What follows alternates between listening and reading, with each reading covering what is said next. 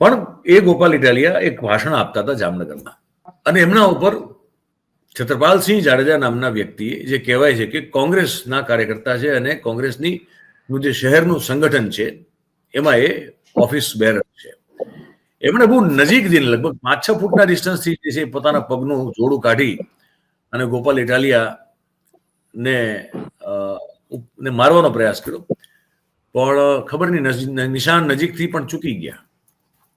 લાગી ગયું હોત તો વધારે મોટી કોન્ટ્રોવર્સી થઈ હોત. આ છરકતું ગયું.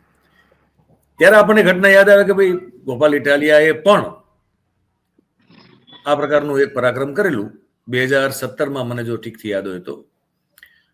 પ્રદીપસિંહ જાડેજા હતા આપણા એ વખતના રાજ્યના ગૃહ રાજ્યમંત્રી, અને એ અમે બધા હાજર જ હતા ત્યાં, અને એ વિધાનસભામાં એક નવી સિસ્ટમ બનેલી ને ત્યારથી ચાલુ જ છે કે ભાઈ હવે અંદર નહીં આવવાનું, બધાને બહાર આવીને બાઇટ મળે અથવા તો વર્જન મળી જાય.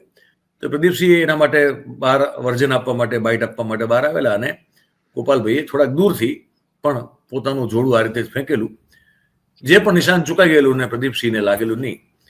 એટલે મને ઓને લાઇટર નોટ તો એવું કહેવાનું મન થાય કે આવું કંઈક કરવું હોય તો પેલા બરોબર તાકવાની પ્રેક્ટિસ કરીને આવો. એટલે આમ શું તાકો એટલે નિશાન લાગે એમ. આપણે નાનપણમાં બધા નાગોલીઓ રેમા છે કે મને ખબર નથી, આમાં મૂળ શું કોઈ મેળવી લે છે કે સમજ જ પડતી, સિવાય કે હેડલાઇન્સ વિવાદ.